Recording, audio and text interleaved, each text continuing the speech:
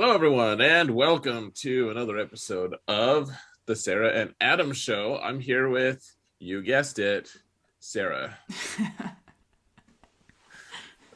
How are you, Sarah? I'm good. How are you? I'm good. Lots of good shows that went on Mm-hmm. this week. I don't know, lots of thoughts coming from you. I can sense them. Can you? No, they don't allow that sort of thing over the border. Yeah. Yeah, there was a lot this week, which feels weird because I feel like I guess it kind of makes sense. All the seasons of basically all of the shows, except for Andor, are starting to wrap up. I guess so. I mean, like, so next week is the last She-Hulk week. Mm-hmm. Next week is the last Rings of Power week. Mm-hmm. And then we only have like what, three more House of the Dragon? Yeah, I was kind of hoping they'd all kill each other in the next one, but they'll probably last at least till the end of the season, into episode 10. Yeah. Ah, we'll see. They Oh, they you have a if they follow the Game of Thrones model, episode 9 will be known for its bloodbathery. okay? Well, I I guess we'll have to wait for bloodbathery then. Correct. That's a technical term used exclusively in Canada, folks. Yeah. Hmm. Okay, so where do you want to start? Cuz you caught up on She-Hulk too. I did. Yeah. I don't know. She-Hulk first. She-Hulk first? She-Hulk it is. Um okay, so what did you think of these two? Because the last one you watched was it the Oh, wedding? that's right. Yeah. Mhm. Yeah. So the next episode, I will just say I was right. That You guy was sus. you were right. Yeah. I was like, I don't trust that guy. Can I just say, during that episode, I was like watching everything unfold, and then as soon as I saw her send the text the next morning when he wasn't there, I was like, oh no, this ain't gonna be good. No. Right away, I was like, he's not gonna answer you. Well, that's too bad. Yeah, Got what he wanted, yeah, but it wasn't what she thought he wanted. right. But now you understand why I could see why the wedding thing was kind of necessary.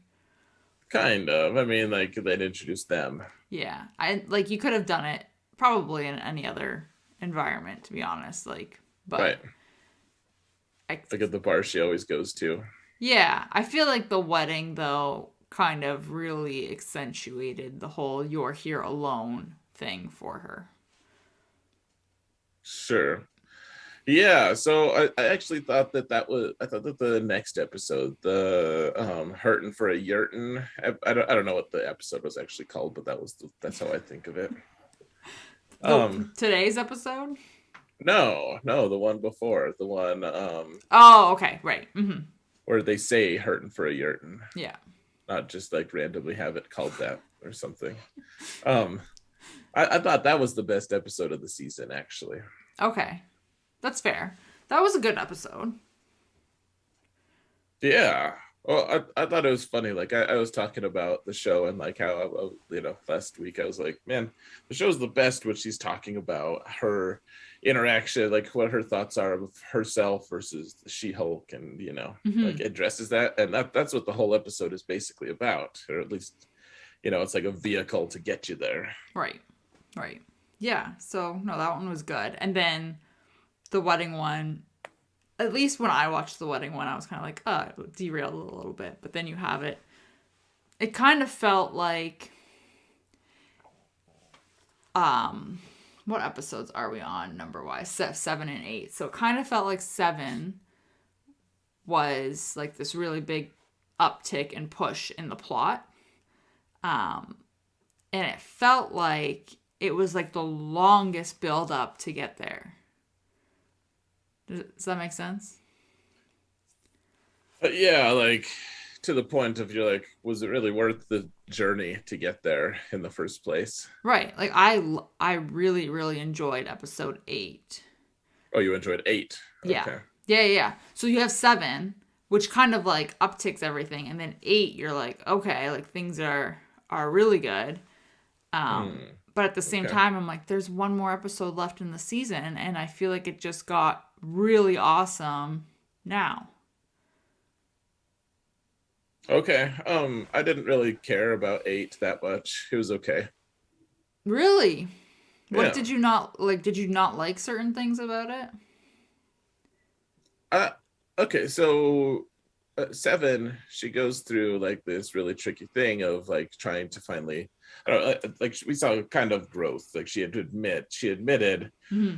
her, complex relationship with her being a She-Hulk, and how it's tough and it's tricky, and she doesn't know what to do, and this guy ditched her, and she Mm-hmm. feels alone, and have you ever had a friend who's cooler than you? Like that's me. I'm her. Like it was all really good, and it was like, oh, finally, she's actually exploring some of that instead of just like doing the same thing she always does. And then episode 8, she just goes back to doing the same thing she always does. You thought that? Like running around chasing after the guy she thinks is cool. Like reluctantly embracing her superhero ness, doing court thing. Like she didn't. I don't know. I didn't feel like there was much character development there. I guess. See, I felt like we finally saw more of the problem in terms of like. First of all, I thought it was really cool that they brought Daredevil in, and this was kind of Sure. the only downside that I personally had with the episode was it felt a little bit like Daredevil might have been carrying it a bit when I was watching it, and I couldn't tell if I was enjoying it because of She-Hulk or if I was enjoying it because Daredevil was doing a little bit of the heavy lifting. Okay, so is Daredevil? I don't know much about him. I recognized him when he walked in. I knew who it was. So the thing that's Have you seen actually it? so I haven't seen all of it. I've seen parts of it. The thing that's actually really interesting in my opinion is it's a Netflix show. That like it Oh, started on Netflix. So this is not a Disney MCU property. Um it would happen like in that yeah. universe, though, right? Yeah. Okay. It is like a Marvel, but it started on Netflix. Um Hmm. and it's the same actor. So it's interesting because it's like they're bringing in that into this, and I don't He had know a I don't know if Disney like bought bought it out from Netflix or what the deal is, or if they let Netflix do it, kind of how they let Sony have Spider-Man or whatever. right. But yeah, that's what I found interesting about it was that they brought him Oh, into it. what was the show that he made a cameo in? He was There's another show or a movie where he's just like real briefly the lawyer. I don't remember. Like he's barely in it. I don't remember. It's fairly recent though. I don't remember. Okay. Well, yeah, he's a lawyer, and it's like, oh, it's Daredevil, but then like you never get past that. Like he just like does his like little glib thing in court, and Mm-hmm. then he gets away with it and leaves, and that Right. was it. That's it. So, like he's made a couple cameos at this point. Well, at least that one, and then this here, I guess, isn't quite a cameo, but Mm-hmm. well, I was distracted by that, and then I don't know, like whenever like she's always like, I'm so alone, and she's just like chasing. She's like, the whole show's about her dating guys, has to be, like trying to find guys, and then she's like, oh hey, I'm gonna try dating another guy. I was like, oh cool. Well, I mean, it's kind of a double-edged sword because then what would you rather her do? Not do that and just be alone? No, I don't know. I just didn't. I felt like I don't wish aloneness for her. I Right. just I want to see her. I don't know. I want to see more growth, I guess. And this seemed like it put her in an interesting situation. Like they fought the frog villain, which Mm-hmm. is like, See, I don't think Interesting. her trying to date another guy was the focus of this episode at all. I thought the focus of the episode was the fact that she is embracing her superhero side, which she was really hesitant to do, obviously, at the start, and was like, nope, not doing it, not doing it, not doing it. And now she is, to the point that Daredevil has to be like, you don't do this regularly. You're not the expert here, and kind of like put her in her place, which was really great because he's right. She doesn't do it regularly. Her hulking out is for appearances, for work. Like, she doesn't Hulk out to be the superhero. So I thought that was a really good point. And then I also just really liked that you had this whole, like, he was there obviously pushing along the storyline, but you had this whole personal storyline with her coming through at the end where she went to that, I guess, like, lawyer gala event, whatever it was. So you're still seeing her as the Hulk now, or as She-Hulk, sorry. But now her life as Jen is creeping in to She-Hulk. Whereas before, it's been the other way around. It's been She-Hulk overshadowing Jen.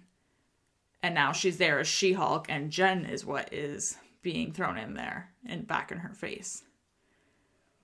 Yeah, I like that. Oh, that's good. I didn't like hate the episode. I just thought it was we're back to the regular, like, it felt like back to the regular scheduling, because the times that she has She-Hulked, she's been great at it every time, and this time she was too. He's like, hey, you don't know what you're doing. She's like, all right, well, I'm gonna do it anyways, and then it worked out perfectly. Well, I mean, if you're super strong with impenetrable skin. Well, I mean, that was why I was like, why are they even being subtle? Why doesn't she just go and, like, she's functionally invincible, right? You know, like, I always I think it's funny, like, some of these superpowers, it's like, so, like, I don't know what's the downside here. But it's kind of funny though when you see that interaction, because it reminds you of, like, all the different superheroes and what their personality is and how they interact in those situations, and it's never the same. Right? Like, you see Iron Man when Iron Man first starts, and he is the most egotistical of superheroes. Sure. Right?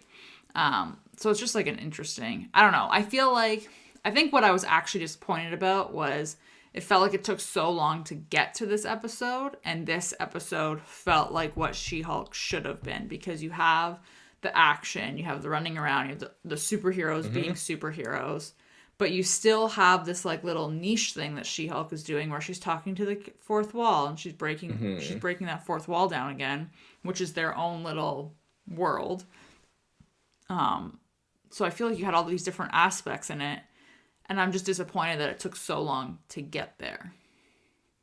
Oh, well, I think I would have liked this episode a lot more earlier in the season. Like, I want something big and awesome, and I don't know. I want her to learn to live with herself and be content with herself, and not be forced to. I think the thing about the dating thing is, I feel like she is putting a lot of her self-worth on having someone to date. She's like, she's not a good person unless she has someone who's dating her who's willing to accept her, and it's like she won't accept herself. And I just want her to be like, no, I'm great on my own. I'm wonderful. But and if a guy doesn't come along, then I can live a happy life. But have you noticed, like, in the episodes where she shows up alone, there is a lot of that social dialogue of people being like, oh, you haven't found someone yet? That's right. Okay. Like, that is so stereotypical. So sure. I can kind of understand why you're feeling that way, in terms of her, like, feeling like she's putting a lot of value on that, because that's what happens. Sure. Even when you are in a relationship, like, the next thing they're like, well, when are you getting married? When are you having a kid?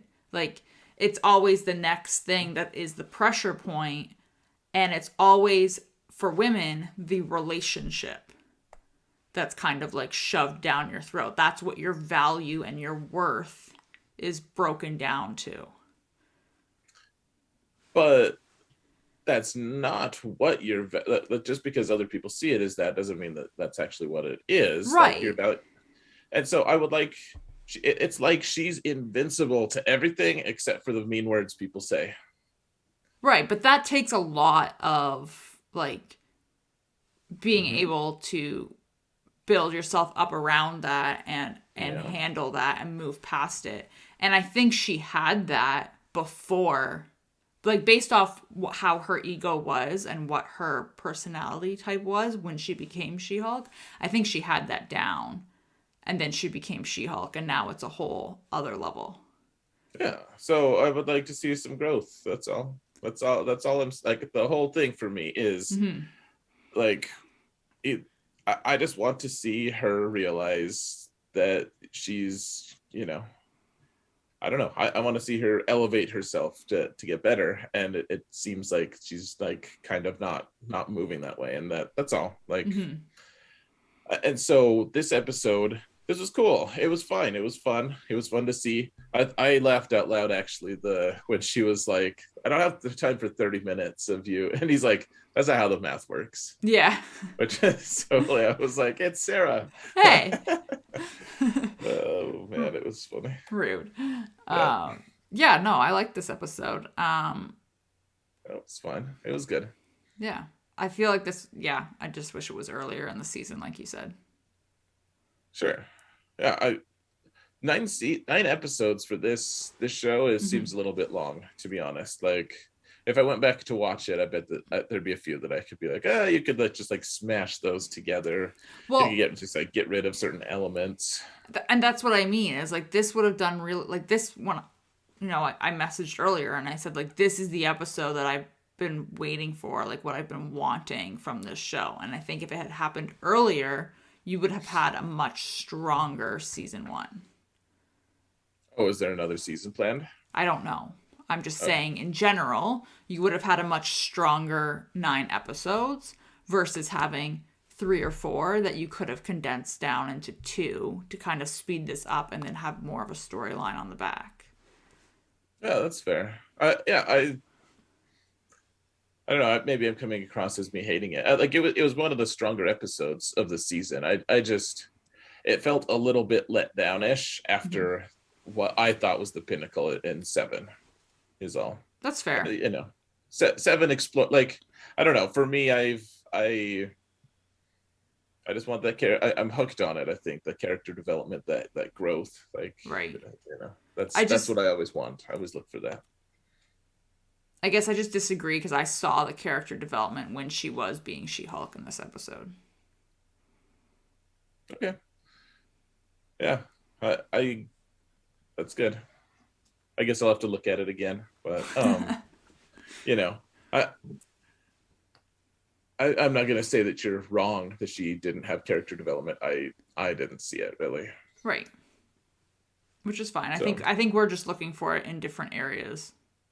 I think so. Well, it's a weird. I think too. Like if you try to show yourself, it like put yourself into the other like trying to actually figure out what it would be like to be her Mm-hmm. is it's probably easier for you to kind of Oh, put on totally. those shoes than me because I'm like I mean there's so many degrees of separation like I've never been a superhero, I've never been female, I've never been an attorney, I've never like there's all these things that I'm just like I can't really relate. And so you know there have been some good compelling female characters out there that I'm like not necessarily like relate to, but I'm like yes, I see your growth, like it's obvious to me. Mm-hmm. And this isn't as obvious to me, so maybe I'm trying to keep an open mind about it. But I don't know, this show has been it's been interesting. I actually don't regret having watched it. It is very challenging sometimes for me to understand what's you're like, oh yeah, this is exactly what happens, and I'm like, that's way outside my realm of experience. Which is fair, but then that also makes me think like I also wonder who's the target audience. Oh, I wonder. I don't know because you would think Yeah, it's like you have these moments of like, yes, that's exactly what it's like to be a woman, and Yeah. I'm like, okay, I don't like disagree with that. On the other hand, like it's calling out like these social issues that it's like, well, men are all awful, and it just puts my back up. Like I'm just like, I realize that there are issues, Mm-hmm. and yet like you're not gonna like somehow change me even like you're saying like all men are awful, not you specifically, Sarah. Just like the show is like, look at all those stupid men, all men are so stupid men, and like so unfair, so awful, so everything.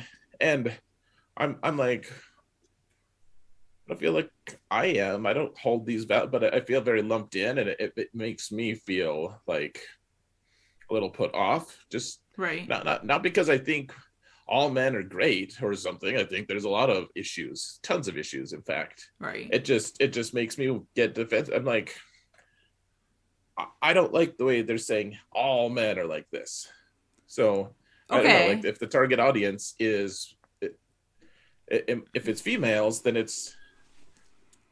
I guess what I'm saying is, does it work to have like? Is it going to help men get better? I understand where you're coming from.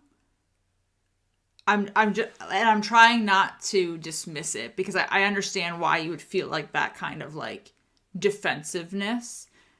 I don't think it's painting it in a light of all men are this way. I think it's painting it in a light of this is a stereotypical experience.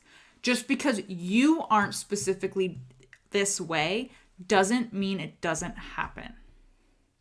Sure. Right? Like that doesn't mean that the majority of the time this is how people are treated. The majority of the time people ignore my opinions because I'm a girl. The majority of the time people assume I don't know what I'm talking about if I talk about cars, if I talk about computers, if I talk about anything technological. I work in a technological industry. Mm-hmm. I grew up around cars. 6 of my immediate family members are mechanics. My father restored old cars for a living. And as soon as I open my mouth about anything cars, people immediately like, no, that's actually not what we're talking about. And immediately dismiss it. So just because it's not something that you are doing doesn't mean it's not something that in general is happening and is frustrating to Sure. experience, right? Okay. Let me just make sure you understand. I get that that's your experience, and I'm not downplaying that at all. Right. I'm saying if you want to open my eyes to these issues, Right. that the showrunners aren't going about it in a way that's going to make me receptive to it. Like it annoys me the way they're doing it. They're very heavy-handed with it.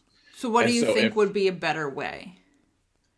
I don't know, I just know that I'm open to these ideas. Like I'm like, I think that there's been a lot of really bad inequality, awful things that Mm-hmm. happen. And I've gone through a lot myself of moving forward. Like I think that like I feel like, well, if you're a man, you're bad and you're awful and like whatever. And it just makes me mad. I'm just like, not just because I'm a man. Like I just want it. I don't know. I don't know how they could approach it to make it better. I'm not a showrunner. I just know that if the target audience is, men who could maybe be receptive to this thing, Mm-hmm. it's just a little off-putting. Like to me, I'm like, yeah, I get that. I'm on your side actually in almost all of this stuff. I truly do agree with what your side, Sarah, is. I just feel annoyed the way they're approaching it. That's all. Mm-hmm. I'm just trying to Maybe I'm the think only of guy like who's like that. I'm just trying to think of like a way that would be like a better approach for it, and I don't know what it would be. I don't know. Like it should be addressed. I think it should. Right. And some of it is really funny, but some of it, I'm just like, I have a pretty rotten opinion of a lot of humanity. Like I'm very receptive to the idea that there are a lot of just awful guys out there.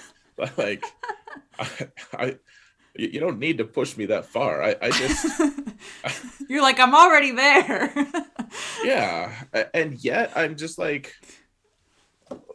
excuse me, like I'm not like that. Like it Mhm. just, and maybe there are elements of me like that, but I know that in general I don't fit those stereotypes, and yet I still feel very much lumped in to all of it. And so that's all. I you're right. There are a lot of bad, awful ways that we treat women. They should change. They should be addressed. And I don't think that this is the way you get men aboard. But maybe Mhm. the target audience is females who feel that way, because it seems like you can relate a lot and you're getting a lot out of it. Where I'm like, what? you know? Mhm. I also like part of me is curious if it's because this is one of the only shows or movies that I can think of that does this. And it's not your typical narrative, right? It's not what you're used to seeing. So people don't like being uncomfortable. People get defensive when they're uncomfortable. And because it's not something that you're used to seeing, you being generalized, not you specifically, but like the general male population, let's say, is it does it seem like the wrong way because it's new? Oh, maybe. I mean, this kind of show, if we watched a second word version, I'm sure that there would be a little less of me like, what? Like, even if they did the exact same stuff, I'm sure the familiarity would dull it a little bit. Mm-hmm. Certainly. So it could be. What I'd be interested in, and I haven't done any research, I'd be interested to know how this show like has rated it, like especially amongst different groups. Like Mm-hmm. if everyone is, maybe I'm just like the only jerk guy, and I really am the problem, or or maybe maybe it really is just intended for women to be like, yeah, right? Are you kidding me? Like, I watched some I watched some female comedians that I'm just like, I'm like, I genuinely try. I find other female comedians funny, but there are some of them that are like making so many jokes at the expense of men that Mm-hmm. I'm just like, do you have a husband? You've referenced him a few times. Mm-hmm. Like, is he okay with this show? Like, how does he feel about you talking like this? Like, it's very, very geared toward women, Right. and this show, maybe this is a little microcosm of that area of exploration. I don't know. I do think it's a good show, and it does point out some good things, and some things are just to me very off-putting. So That's fair. I I don't think it's bad necessarily. Mm-hmm. You say uncomfortable, and that's the word I've been discussing a lot lately. Uncomfortable is not necessarily bad, Right. So, but so you would say that the episode 8 was the best, though, so um, far for you? I don't know if it was necessarily the best, but it was definitely. I would say episode 8 was what I expected the show to be. To be honest, that's same here. I Right? thought, yeah. Like you had, like I said, you had just the niche of her breaking the fourth wall. You had the superhero action. You had the personal storyline, the superhero storyline. Um, Mm. it felt more fast paced than some of the episodes did. Mm-hmm. It just felt like there was more substance to it than some of the episodes we've had. I just, I was like, what's the frog guy? What's the Oh story yeah, with him? I just, so silly. yeah. Yeah. Anyways, maybe we should move on to another thing. Well, hold on. Mhm. Do you think episode 9 is going to be a satisfying conclusion I don't know, to be or honest, prediction? because I honestly don't think it will be because I feel like we haven't had enough of her story, like serious storyline and growth. And like, I want more growth from her. I don't think she's done. Um, You do want that, okay? yeah, like I noticed it this episode that it had started or that she had made a change, but I don't think it is complete. I don't think anyone is ever complete, to be honest with you. Oh, But sure. I feel like because so many of the earlier episodes I think maybe weren't totally necessary or could have been condensed, the ending might feel rushed. I also don't know where they're going to go. Like, are they going to leave it open ended? Are we getting a season 2? Is it going to be open ended for her to go and, like, go into a movie next? And, like, where do we go from I here? don't know. I don't know. Like they keep name dropping and how I don't remember the name, typical, but the evil organization that's talking about Oh, her and how to, intelligentsia. yeah, yeah. Yeah, and that they're the ones who put up the thing at the end, and they're clearly Mm-hmm. going to be the ones she has to address this during the finale. But it would seem pretty, I don't know, annoying. Like they're like on the last episode, previously on. It's like intelligence, and then we just have like a quick. She's like, oh, solved it. Half an hour, solved it. Done. Like, Right. I feel like it's it, going to feel not yeah. good. I don't predict that. I've either they come to a very very quick conclusion, which a lot of people would agree is not satisfying, Mm-hmm. or they're going to have season 2 and Right. have that be the lead in to like, well, hey, now we know what her issues are. Now season 2 will address all of them. Right. Yeah. So, I mean, I hate to say it, but I guess we'll see. No, whatever. I'm glad that I didn't walk in with high expectations and hopes, Mm-hmm. because like that would make me sad. Mm-hmm. Right now I would feel a little let down. Right now, I was pleasantly surprised by episode 7. I was like, and the porcupine guy was just like so ludicrous. It just cracked me up. Yeah. And the other weird guy, not weird, but like I loved that she finally found a group of people that would like accept her, and she was like, I don't know, it was nice to see, I don't know, her open up a little bit, because Mm-hmm. her like best friend is not someone she even opens up to that much. Yeah. Yeah. That's a good point, too. You know, like she'll open up to some weirdos because she can see their dysfunction, but her friend is so superficial in some ways, at least, that I feel like their relationship is a little bit superficial in some aspects. Mm-hmm. And so they can't share those really deep things because they both have, I don't know, that they have the walls built. They don't want to. That's going to make the relationship worse or something. Mm-hmm. So, yeah, like seven. I mean, you can't have an episode like that every time. I don't know. You can't.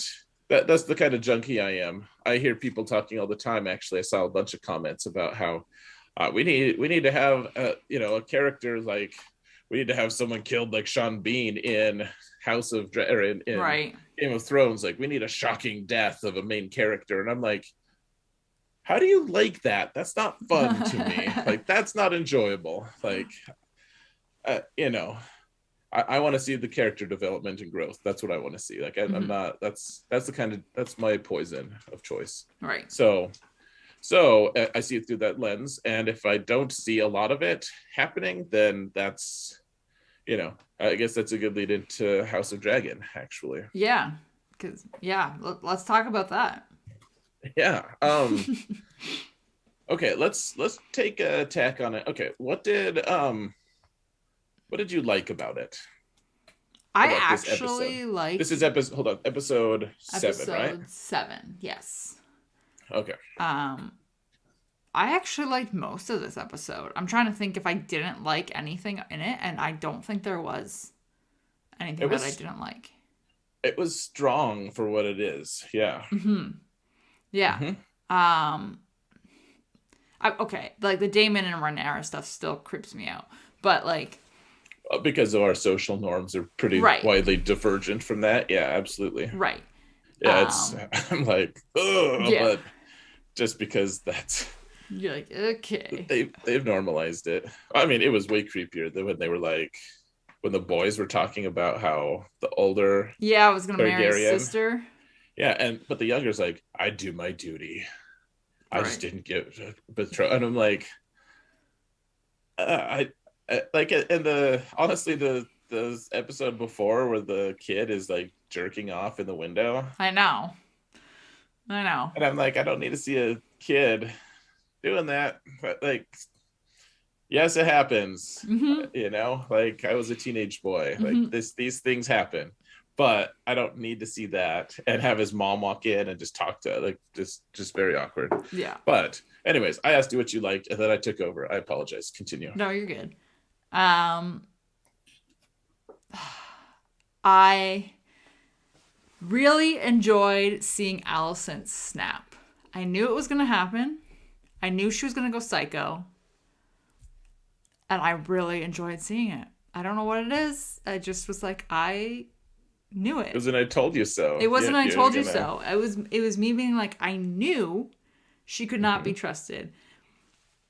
And like I get the I don't want to say frustration, but maybe like the hurt and the anger and obviously frustration too, but all of these emotions that she would be feeling because obviously her son has lost his eye. She views Sure. it as Rhaenyra and her kid's fault.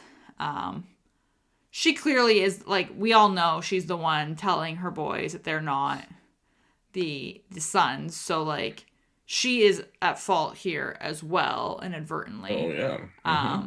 She's at fault for having I'll censor myself poor children. I was gonna call them something else, but Hey guys, if you feel like I don't necessarily feel like we have to make all of this show swearing like family friendly. If people want us to swear, or if they care about that, let us know in the Discord server, please. yeah. Be interested in your feedback because I'm not opposed to swearing sometimes. Sometimes I'm just like, I want to hear, honestly, especially when it comes to this show. Like, it kind of just brings it out. I'm sure you can guess what I was going to say since I went shh. Yeah. So, but Oh, and it's funny because I hear you off camera and I'm like, oh, yeah, this is, yeah, swearing Sarah is here. swearing Sarah's normally here. Yeah, so it's just like, but I think what actually I can understand Allison's viewpoint here was this was another case of Viserys choosing Rhaenyra over her. And I don't know if you caught this. I didn't catch it. I had to go back after I read it online and I just watched it again. He mistakenly calls her Aemma. Oh, does he? I didn't see that. That's a nice little detail. So you now have him where in this age, where you are playing the game for the Iron Throne, essentially. You know that a lot of these marriages are for power. They are political moves. Yep. They're not for love. And this is like a slap in the face of, I married you for a political move. My true love is dead. And she's clear, like, Rhaenyra is linked to her because that's obviously her mother. So it's like this extension of just being slapped in the face. And I can see that from Allison's point of view. But it still felt really good to watch her snap. Well, I mean, yeah, I get that. I do, actually. I want to hear more about what you liked about this episode, and then I'll talk about some of the stuff as well. I thought that was a very strong part, even though it made me uncomfortable. A lot of it, I was like, yeah, I was super uncomfortable because I was like, he can't. I have kids. I have kids that are similar age, right? And I'm like, they're splicing each other and like gonna kill each other, and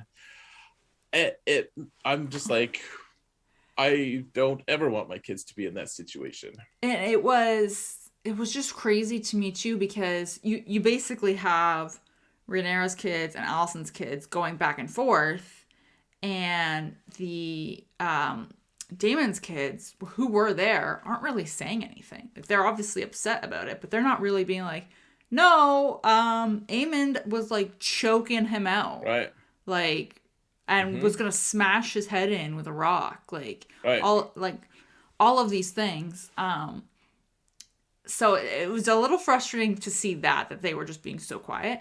But at first, so tell me what you thought, what went through your head when you saw her like get this like dagger. Allison get it. I didn't initially think that she was going for the boys. I thought she was going for Rhaenyra at first. I think she didn't know who she was going for. I think she thought, if I get one of them, good Mm-hmm. enough. Right. What she was saying out loud wasn't necessarily what matched exactly what was in her heart. A Mm-hmm. little bit, like, I mean, it was all consistent with itself, but like, she wasn't like, oh, I'm all happy with my voice, but murdering you with my arms. It wasn't that. It was like, but she was like in this place where you can believe she would do anything, Yeah. Yeah. you know, Totally. like she's just, and if she, I think she would have been like, Rhaenyra's dead, like, yay, she'd have been Mm-hmm. so happy, like, just fine with it.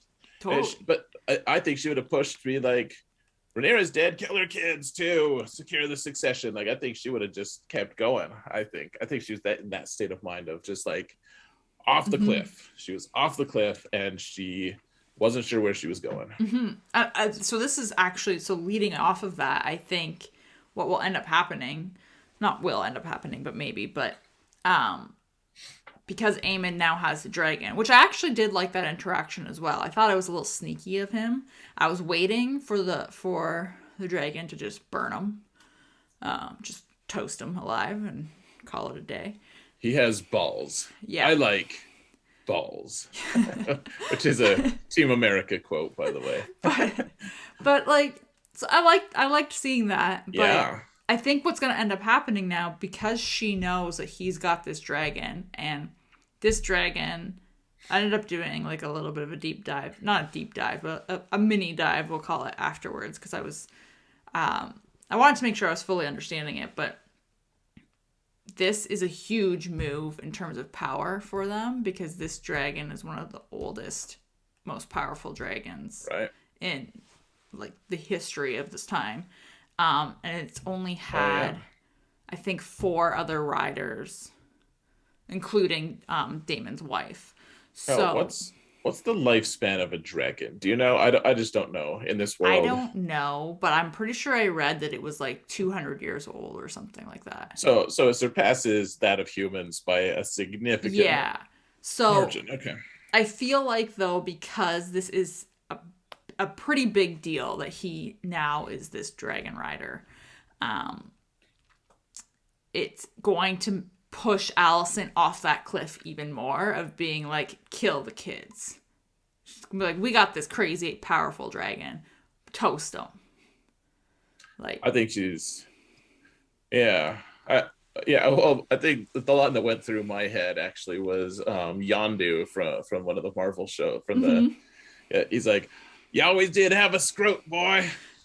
Like, like, I just like that. He was so ballsy and he pulled it off. And then he was the ultimate dick and deserved to have his eye cut out. Like, what a prick. Like, Right. because he comes in and, like, he's like full of his own sense of self and power. And he's just like, yeah, you stupid little kids. Like, I'm way better than you. Like, screw Mm-hmm. you. I'm better. And they're full of grief of like this thing and that someone stole this family heirloom basically, Mm-hmm. and just like they're bragging to him about like, I was inclined to like him Mm-hmm. until he went in and he was like, yeah, yeah, that's right, Adam's not gonna like me for this. Yeah. Like, Yeah. I'm like, you did something cool and now I don't like you. You know who he makes me think of Hmm. is, and maybe in less of a sociopathic way, but just in the same kind of like, I'm doing it, I don't care what you think kind of way. Joffrey.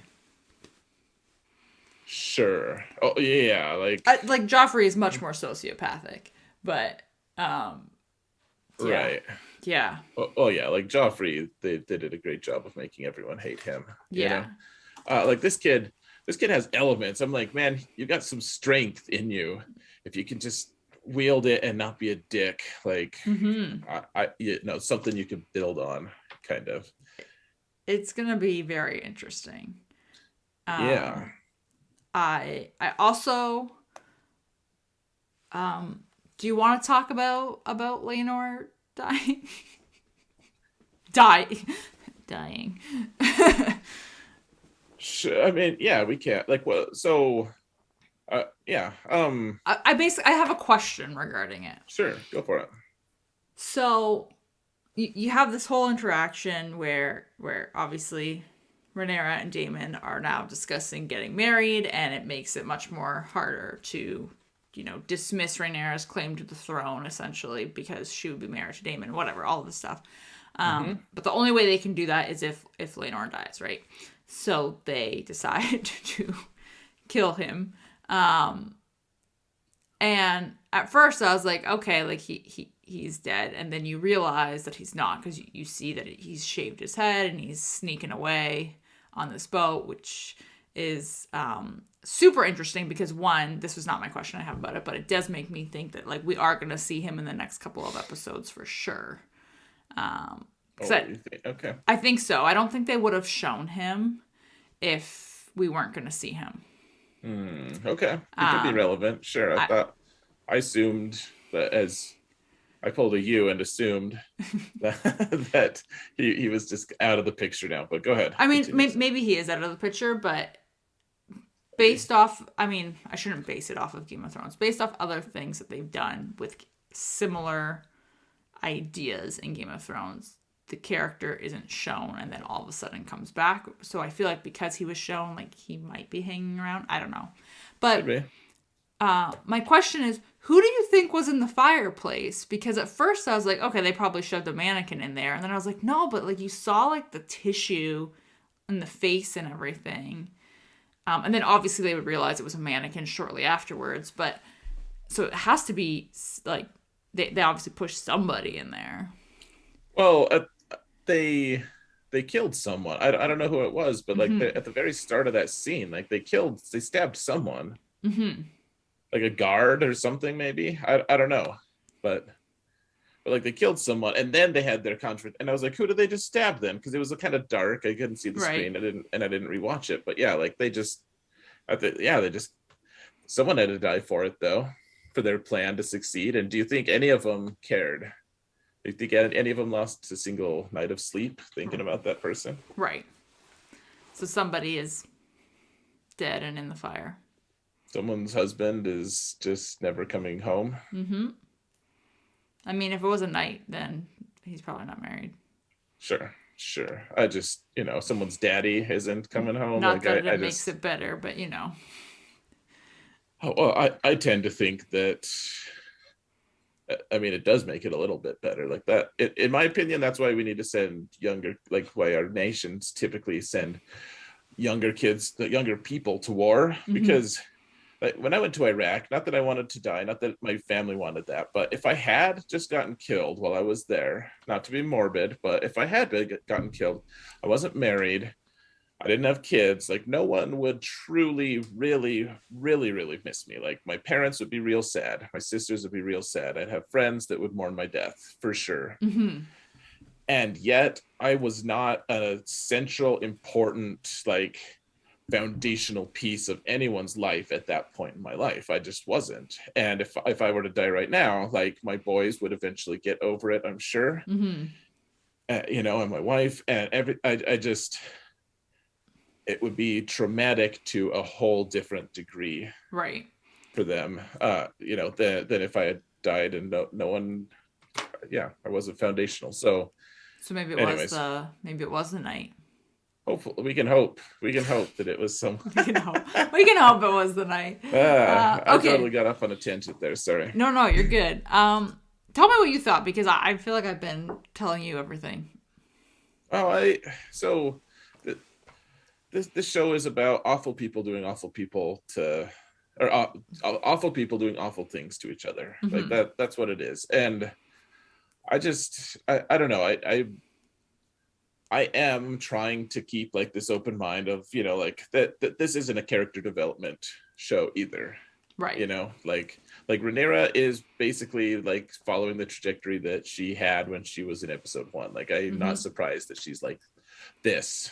You Mm-hmm. know, Alicent, I think the biggest tragedy in the show is Alicent, because I feel like she started off as idealistic and she wants to believe her friend and she wants to help everyone, and she's like, oh, I'll do my duty for my king even, and you know, my dad told me to do this and I'm looking out for my boys. And she's slowly been poisoned. And what she did in the throne room and the knife scene and everything, like, not okay. Like Mm-hmm. literally, like they said it in the recap thing, so I can't claim the credit for any cleverness, but an eye for an eye, right? Like Yeah. literally, you know. And they also said it's all fun and games until someone loses an eye. True. Which I was like, that's almost exactly what it was. Like it was fun and games for him Until he lost his eye. until he lost it. Yep. But no, I I just, okay.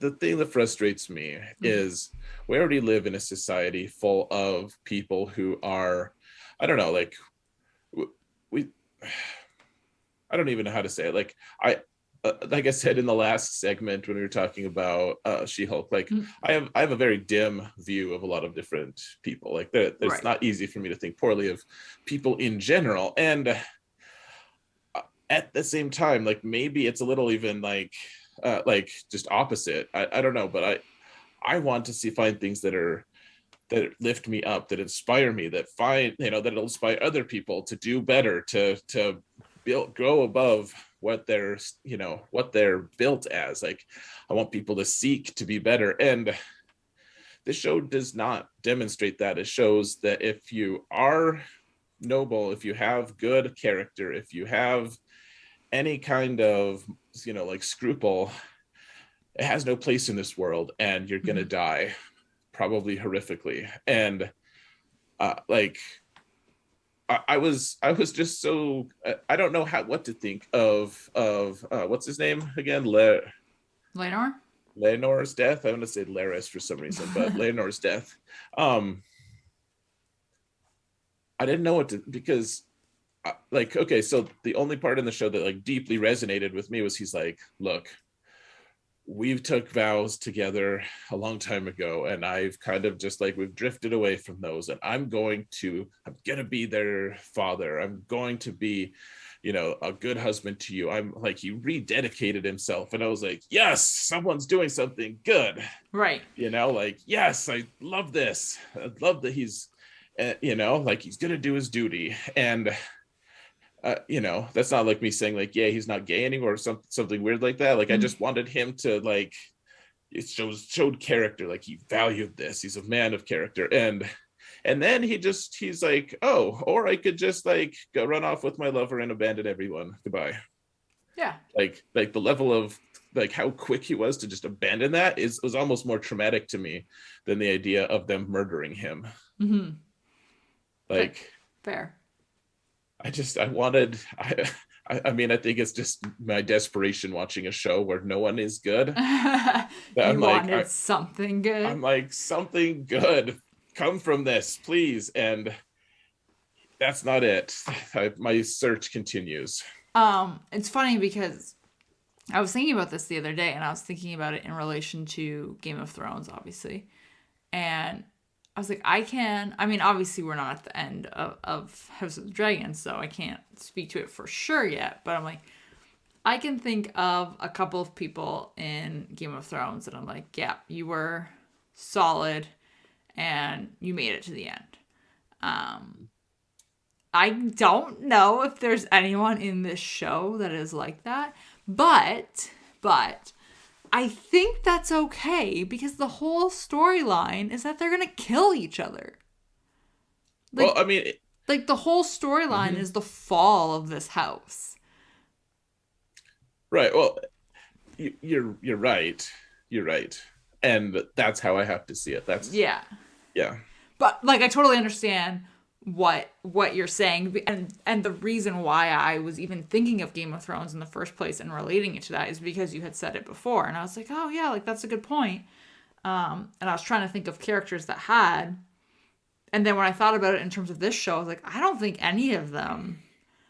I truly don't think any of them are making it to the end here. Well, I mean, Somebody has to, because somebody's got to keep the Targaryen blood going. But yeah.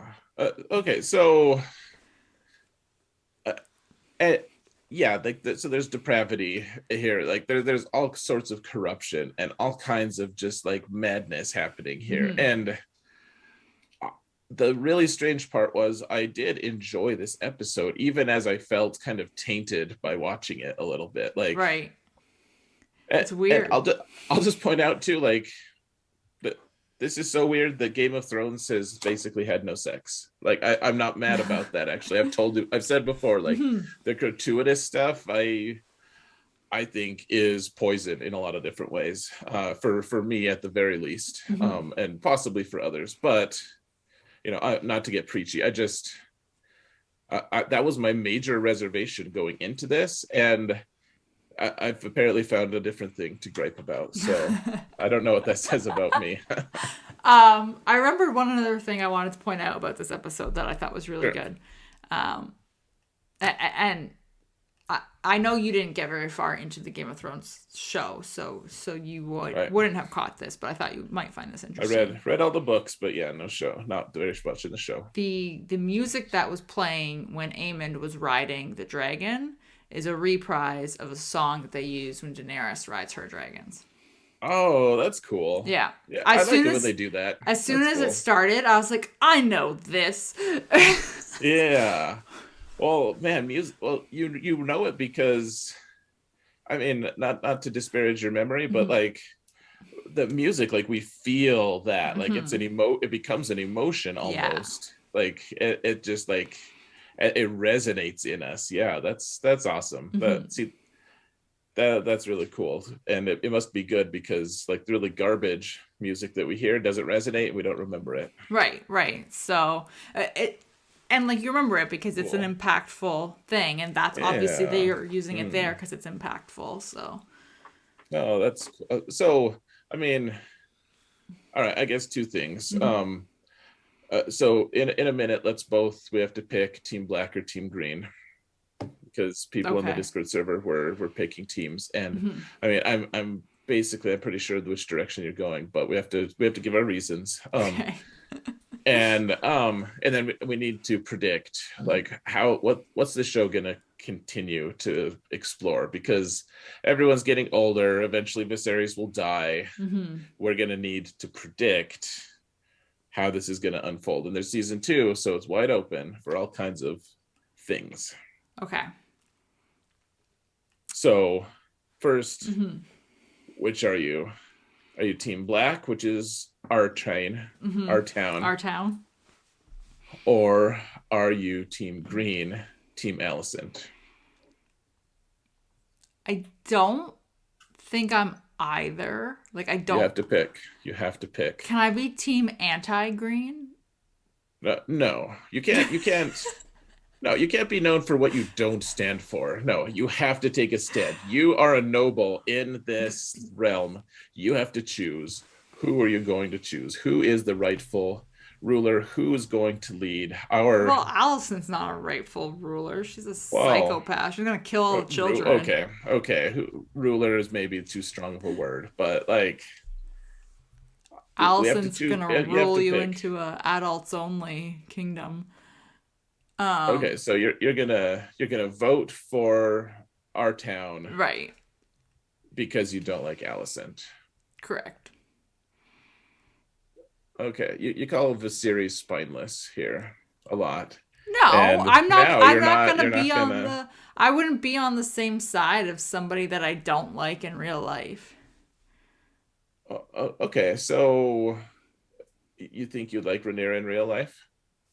I don't know if I would like. My point is, I'm not going to root for somebody to succeed that I don't align with. Okay, so let's say a different way. Let's say you're a noble of a powerful house that you've discovered a way that you can throw your power behind one of the two groups. And in fact, you have to. You have to choose, or you're just going to get smashed flat by both of them. They both recognize your power. Right. Who do you align yourself with? Who do you choose? Rhaenyra. And the reason why I would do that is, Okay. yes, I don't like Alicent, but also I don't trust Alicent. So who's to say that I throw my power behind her and she doesn't turn her around and take her little dagger and stab my eye out 2 weeks later? Okay. So I don't trust her. I don't trust either of them. I also, here's a really brief side question. Do you think that they intended to let, what's his name, off the hook? Or was that just his lover's like imperative? Who? Sorry, I keep forgetting. I keep wanting to call him Laris. It's not. Oh, Laris, Laenor? Laenor, yeah. Do you think that Rhaenyra intended to let Laenor off the hook and let him go? Or do you think they intended to kill them, or to kill him, sorry, and then, and then just move, like, he's a liability. Like, it seems like she would just, like, do you think that it was just his lovers, like... That's how I interpreted it as. Like, I thought they were legitimately going to kill him. So Rhaenyra killed her husband, or she intended to kill her husband, and you can trust her. I don't know if I can trust her. I think I think she's more predictable than Alicent. Does that make sense? Yeah, sure. It's like that, like, trust the devil, Okay. I mean, and I put it pretty impossible. Like, no one would choose, like, probably no one would really truly want to choose either side. I think, I don't know. So on some side, I'm like, well, the law says Rhaenyra should be the rightful ruler. So like, on that side, I do think that she would be better. I also think that she is ultimately too selfish. Yeah, I could see that. Like, I think that Alicent is not someone I'd really want to align with that much. At the same time, I think that it speaks well that for her, that she, like, did not intend to have people murdered. Like, people assumed that she did, but she didn't try to have them murdered. She did eventually snap, and she was irrational and crazy and totally lost her mind. Her crap. And I think she's going to be, like, way off from that, and maybe she will start trying to assassinate people. It kind of implies that she's going to start, like, spinning her webs and start doing that. I think that it, like, and her bratty boys, I have no respect for them. Like, the other boys, I like more. The dark-haired boys, I like better. But I don't know. I think if I had to choose one, I would choose Alicent, in fact. Just barely, just very, very barely. Like, just does not surprise me. Well, I mean, we've both kind of sided on either ends, but I think I just see Alicent. I see her as this person who was idealistic and had starry eyes, and okay, I'll do what I can to help. Like, I'm friends with the princess. I'll help the king. I'll do all this stuff. What do you mean all these ideals are just gonna get flushed down the toilet, and I'm gonna have to, like, watch my child's eye sliced out, and my best friend like totally ruin the royal line by not actually doing her marital duty, whereas I think she should. Like, she's just been disappointed with people at every single turn, and I guess I can relate to that because that's how I am with this show. I think that just makes her more dangerous. Sure. Oh yeah. She's not okay the way she is. She's a mess. She's dangerous to everyone. But I think that it's coming from a more honest place. I think that Rhaenyra never came from that honest place. Right. I think it's just more dangerous in terms of, like, she's more likely to spiral and lash out unpredictably. Yeah, we'll see. I think she's going to become more of I think she's going to end up being more rational than Rhaenyra at the end. That's what I think. I can I think see she will be I can see her being more conniving. mhm, manipulative, Yeah. and yeah, like And she's she's also going to get Sir Kriston to do, or whatever his name is, to do a bunch of her dirty work. She was yeah, gonna the get guy. him to go get the kid's eye. The what? She was getting Sir Kriston to go get the kid's eye for her originally. Oh, you're saying the guard guy. I think she's Yeah. gonna go. I think she's gonna have that spy master guy, the guy with the crow cane, the guy who Oh killed his yeah. dad. Mm-hmm. I think he's gonna be her main accomplice, is what I think. Good point. I could see that. Yeah, I because th- he's already planted that idea in her head now. um, Yeah. Yeah. yeah. So I don't know if you saw the preview. Like they always show the preview, and then they do the top recap on the show. So the preview for the next show. The boys are all new actors, or at least some of them. Ah, okay. The dark-haired boys or the blonde boys too? So I don't know about the blonde boys. The ones that I noticed were the dark-haired boys, Okay. Interesting. the Team Black boys. Right. Interesting. Okay. Team Black versus Team Blonde, almost. Yeah. Um yeah, I didn't see the preview because I watched it off of a streaming service, so there was Yeah. no preview. Well, yeah, and I only watched it once, but okay. So what's gonna happen? For the rest of the season, I think Yeah, and then like brief, like broadly, what happens in season 2? oh gosh. I think what will happen by the end of this season, specifically in episode 9, I'm going to say Wait, we just watched. we just watched 7. So we have 8, 9, 10. So you think 9 is something special? So if they're following the Game of Thrones pattern, episode 9, right. episode 9 will always be the like big thing for the season. Okay. If they're following that. And I don't know if this will be in episode 9, maybe the fallout will be, but I think Viserys is going to die. Sure. I think he has to die this season. I think Yeah. that is what's going to spur more fighting to get like this actually going. And I think what will end up happening is we're going to end up having like Rhaenyra. He dies. Rhaenyra's going to claim the throne, and Alicent's going to have Aemon claim the throne, and it's going to be a Civil War. And I think season 2 will be the chaos that ensues from that. Yeah, I think that makes sense. Yeah, I think. Yeah, because it just seems very obvious that. I mean, first of all, it's super obvious that Viserys has to die. He's looking more and more zombie-ish every episode. But just in terms of like, they're really focused on on Rhaenyra's boys not being true heirs. They're very focused on them Alicent and her boys having the throne. But then also Rhaenyra in this episode was very focused on them questioning her claim.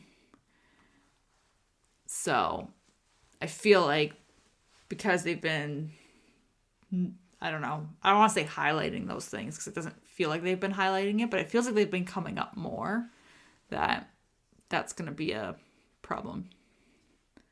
Yeah, I think it's just going to become just like this extension of, so it starts with Rhaenyra and whatever her name is, Alicent.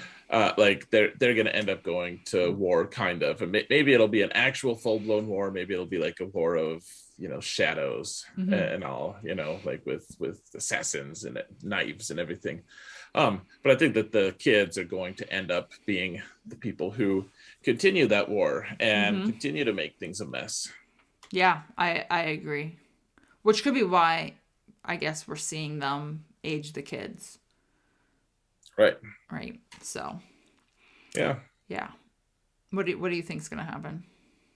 Yeah, just basically what you said. I think season 2 will have some of the same cast, and some of the older cast will just be dead. Like I'll be interested to see like who's the Lord of whatever the seaport place is. Okay, yeah. The place that they were all at this time. Like whoever Driftmark. Driftmark, yeah. Like who's gonna be the next lord of that. Like Mm-hmm. I'm curious to see like, and Viserys is old. Like uh his brother's not gonna Damon's not gonna be that much younger. Yeah. Like he's gonna get old. Like I think the season 2 we're gonna see a lot of new cast members, and in fact I think they announced a couple new cast members recently. Mm-hmm. um Wanda, I don't remember her name, from the Marvel show, like that Oh yeah, actress. I heard about that. Elizabeth Olsen. Yeah. Hmm. Mm-hmm. And then there was some other big name actor Mm-hmm. also who's going to be in it. So yeah, I think we'll see that. It's gonna be interesting. Might be. I would like to see more dragons burning things too. Yeah, this one did have more dragon stuff, but yeah, I would like to see dragons actually. We barely saw them at all. Like we saw like that one episode where they were fighting the guy with the weird face. The Crab King. Yeah. Yeah. Crap King. Yeah. Yeah. He's king of the crap. Like Mm-hmm. whatever. So otherwise, we didn't see any dragon warfare at all. I would like to see more. No, me too. Especially, I would like to see them leverage them more, because everyone's like, they have dragons. So what happens if someone comes in and just assassinates all of them? They're all in their throne room away from their dragons. Someone comes in and stabs them to death. Mm-hmm. Like, the dragons don't do them much good. I would like to see them leverage those dragons and really just force people into doing what they want. Right. Yeah, I agree. How's the dragons, man? That's their claim to power. I don't see much power. He's like, I'm gonna ride a boat. Yeah. Yeah. Okay. Anything else? No, let's talk about Andor. Cool. What did you think of Andor? Unless you had anything else, sorry. No, no, I'm good. I'm good. We can go into Andor. I don't know. It keeps building on itself, man. It's good. Yeah. I think the one thing that I feel bad to even say that I'm not bad, but like kind of stupid to say that I'm surprised by this, but I didn't anticipate so much of the not so much, but a lot of the show having other angles and viewpoints. Like I really like that it's not just Cassian. Sure. Like I like that we're getting to see like Mothma and her point of view and what's going on there, and then you also see like inside the Empire and what's going on there, and like I just like that it's a little bit of everything, and you're just watching all of them kind of converge. And I mean, we all know what's gonna happen, but it's cool to see all of the different angles and how they're shaping, and then Yeah. like at the end of the day, you're still rooting for Cassian, but it's nice to see the other side of it. Yeah. No, I agree. Like this has been a lot of fun, honestly. Like I don't know. I've been weirded out by the staring police guy. Yeah. Like I thought this was a sad one because of the parents in it, actually. The parenting. Yeah. It was also just like I felt uncomfortable watching it. Well, like the way the inspector guy is just, or late, yeah, the way his mom is just like, I don't think you're much good. You're no good, basically. Like, it's gonna take a family favor to actually get you a job. No belief in this guy. And then seeing Mothma and her daughter, and her daughter's like, no one's gonna be watching. No one cares. Like, you don't have to pretend that you're actually right spending time with me. Right. Which was just really sad to see. It was. It's like, I don't know. You see Mon Mothma is like, oh man, she's great. But you never think about maybe she used to be married. Maybe she had kids. Right. All of these like other factors. Yeah. It's adding all of these layers to the show.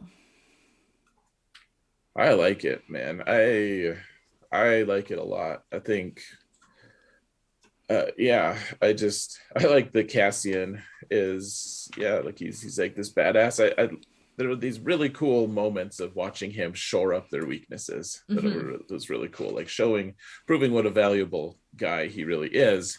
And then like he had he told him about the clutch thing or whatever, the lever, and Yeah. he told him like, oh, we should march differently because of he's already noticed what trigger hands everyone's got, and then so he's got all these things, and then he's like also hitting on the girl, which I thought was funny. They kind of hinted Right? at.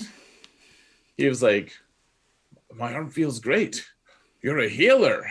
Like I was like, oh man, he's hitting on her. She's already sharing a blanket, but she's going for it. Yeah. No, I feel like they're doing a really good job with this show. I'm trying to think of Yeah. something that has like a shortcoming in it, or like something maybe. I just don't know if there's anything that I don't enjoy. I would.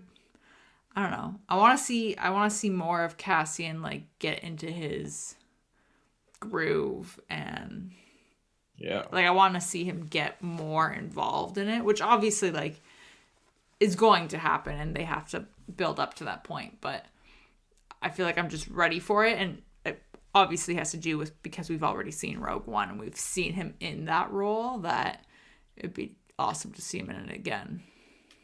Yeah. I think this show is going to be a series of three episode story arcs. Okay, so kind of Is what like I think.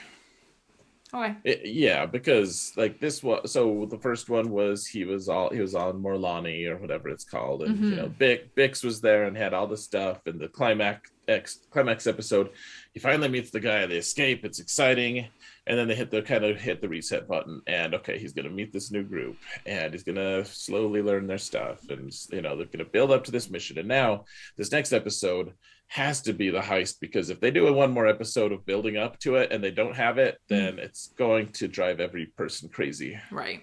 Yeah, that's a good point. So then you do the heist and then you have another build up. Yeah, you hit the reset button a little bit, like obviously not totally, but it's not like Full House or something. It's just like, but you do hit the reset button and he's in with a new group.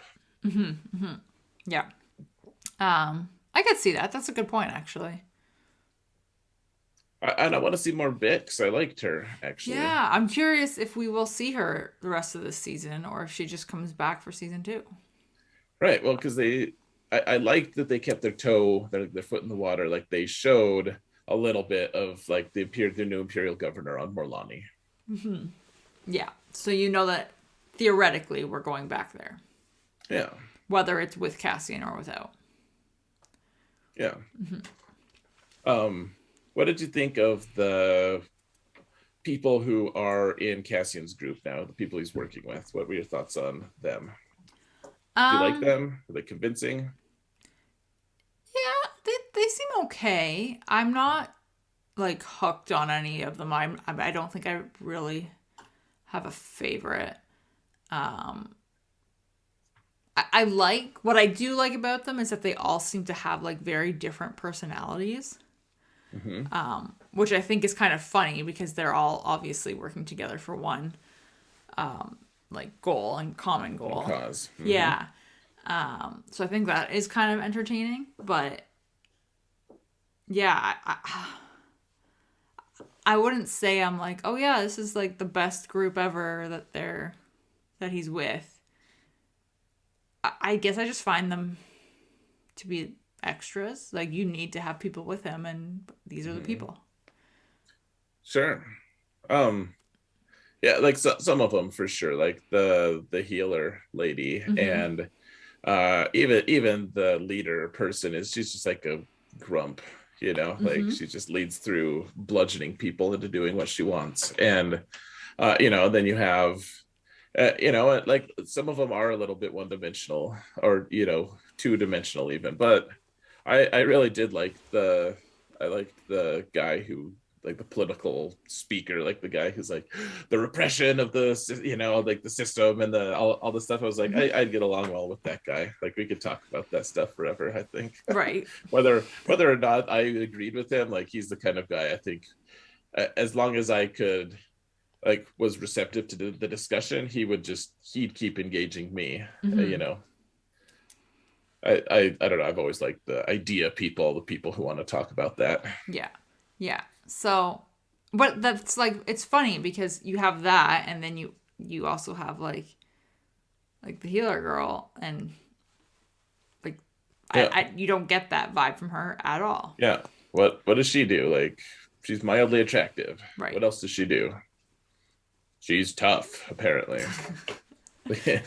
She's working for the same cause. Like, she shares blankets. Right. Like, right.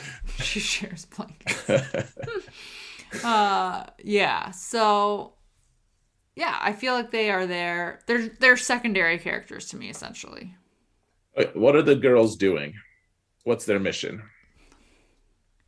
This is actually probably maybe one of the like downfalls I feel is I don't know what each person is doing in that group. Other than that, they're all clearly going towards the same cause. But I'm like, It feels like all of you have a job.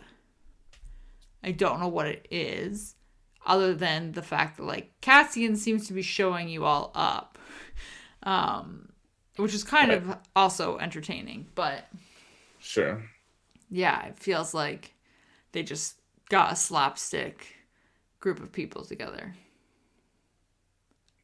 Sure.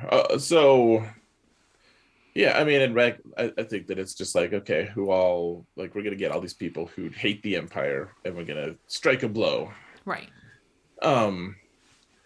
Yeah. So I think my theory is that those two are gonna go get more of the Aldani, of the people who live, the indigenous people, and they're going to be part of the distraction of the, because the Aldani all meet right in front of that base, and I think that they're gonna go get a bunch of them to be part of the diversion or something.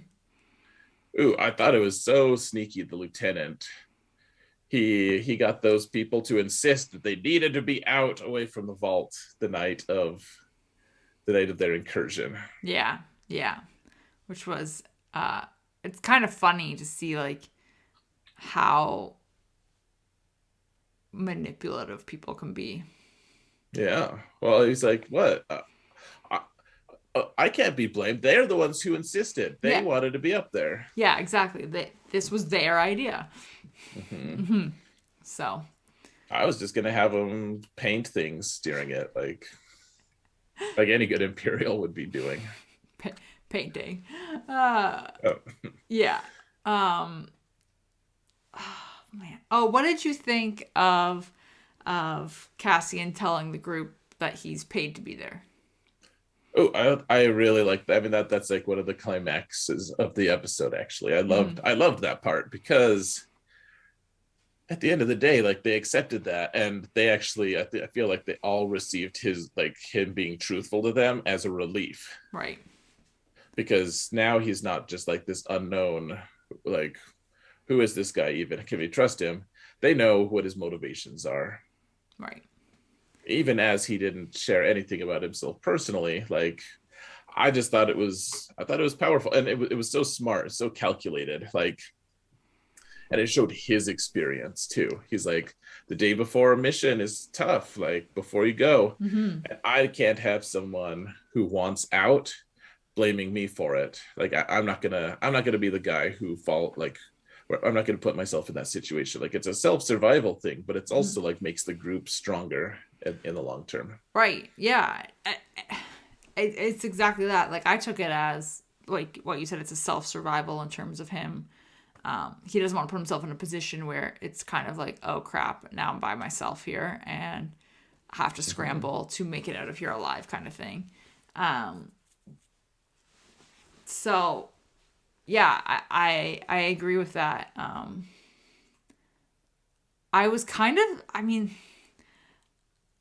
I was a little surprised that he told them, only because I felt like it was a little quick. But I think you're right in the fact that it speaks to his experience and that he knows, like he knew what the outcome was going to be by doing that. Yeah, it was calculated. Like that was, he told him just enough to Right. keep it all going. Right. Yeah, I liked that part actually. That was a really strong part to me. Like I like that the guy like told him about his brother. He's like, that's as much of an apology as you'll get from me. And Cassian's like, Yep. that was enough. Yep. Um, I still don't like Mothma's husband. Still think Oh he's no, he's trash. yeah, he's rotten. Yeah, not a fan. Um, but other than that, I would really like to see more of like Bix and all of them come back. I think that would be Yeah. really good. Yeah, I agree. I would really like to see them. Yeah, okay. So things that I liked, they're just little things in this episode. Mm-hmm. I liked the blue milk, and I like that they have cereal there, which is fun. Like It's cereal with blue relatable. milk. Yeah. Hey, I mean, I love cereal anyways. Mm-hmm. Like I grew up eating just so much cereal. I'm like 35% cereal. Mm-hmm. I'm convinced. So, and then just adding blue milk to it, just because that's like a fan favorite thing, and it's not overstated. Like they just like show it real quick, and then it's not the focus, but it's the thing. That's sad about Mon Mothma and her parenting situation. Mm-hmm.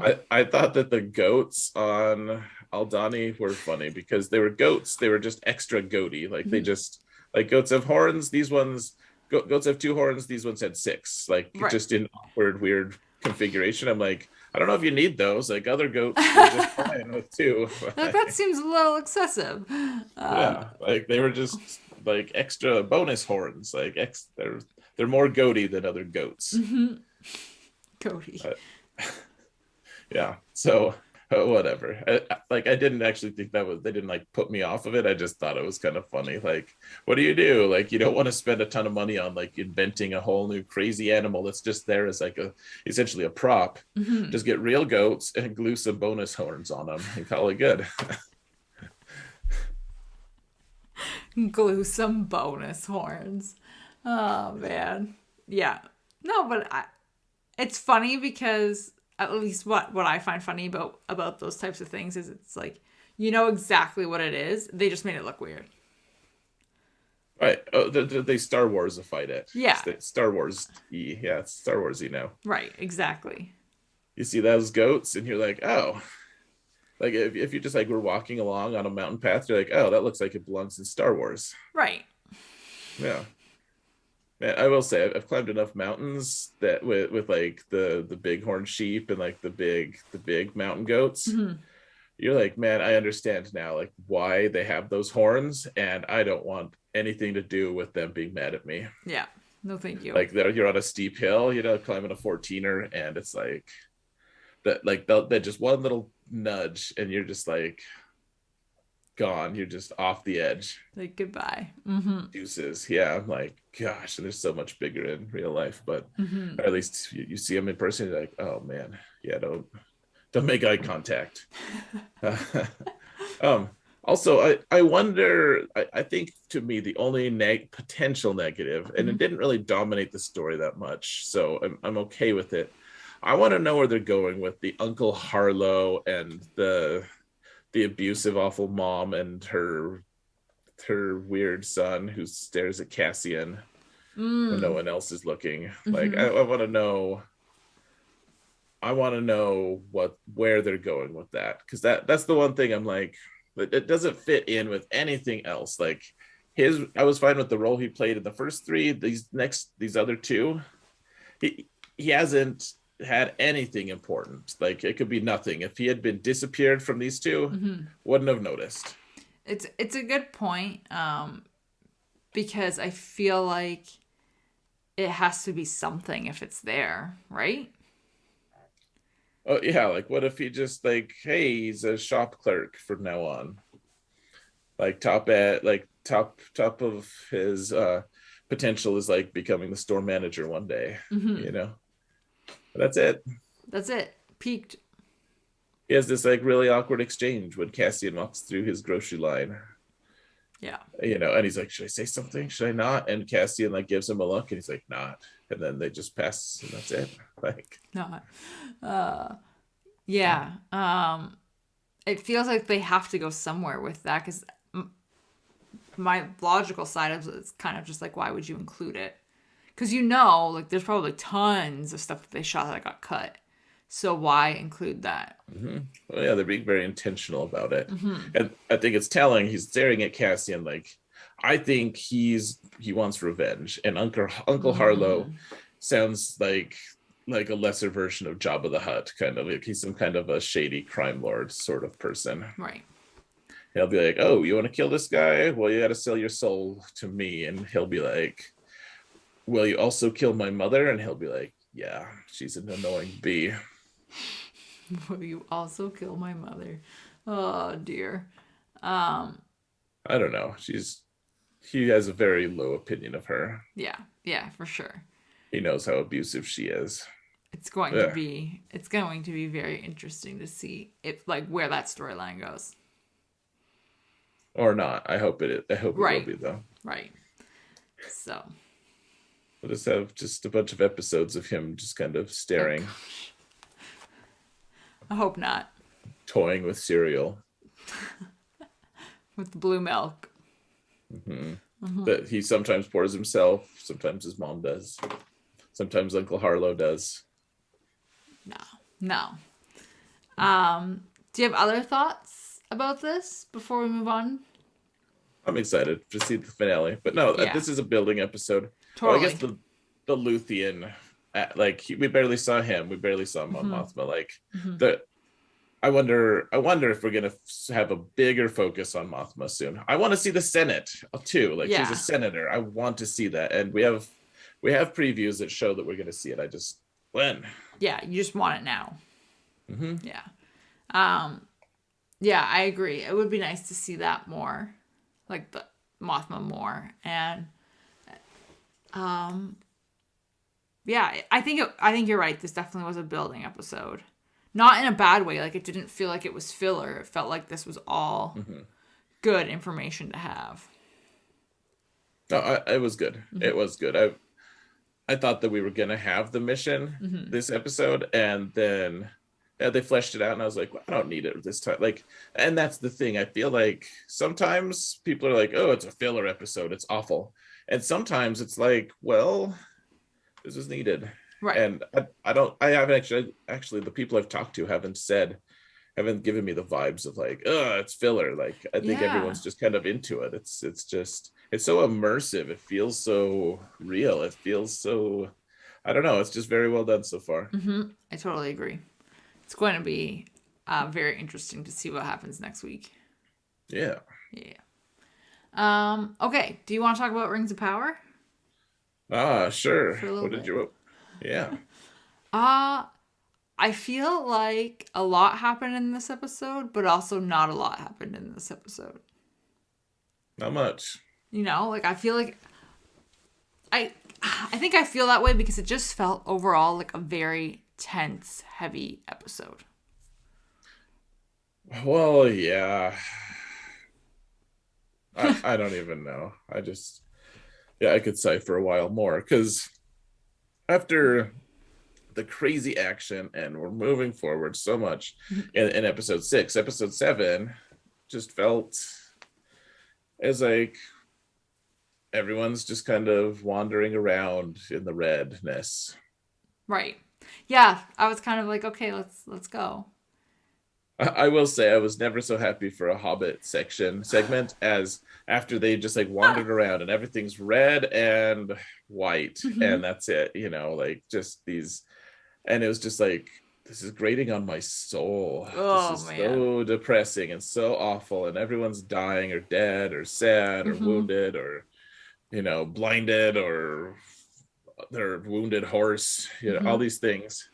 And then we get to the green, beautiful joy of hobbitry, hobbitness. Yeah. And you're like, oh, thank God.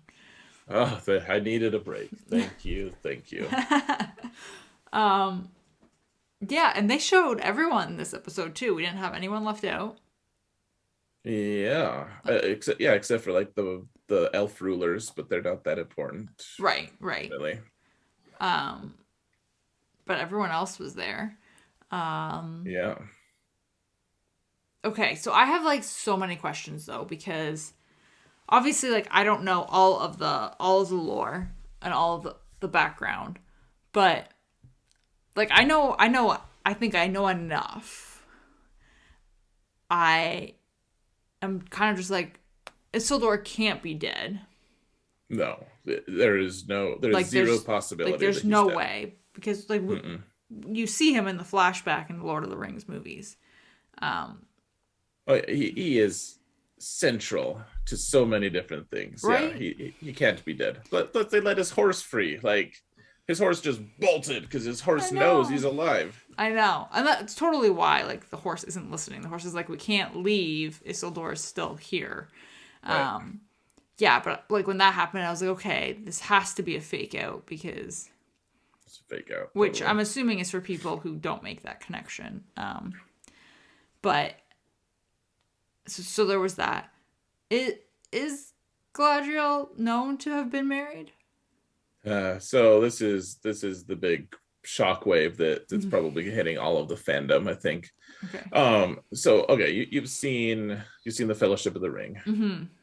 Um, so the guy she's standing with is Celeborn. She's married to him. They're married. Oh, okay.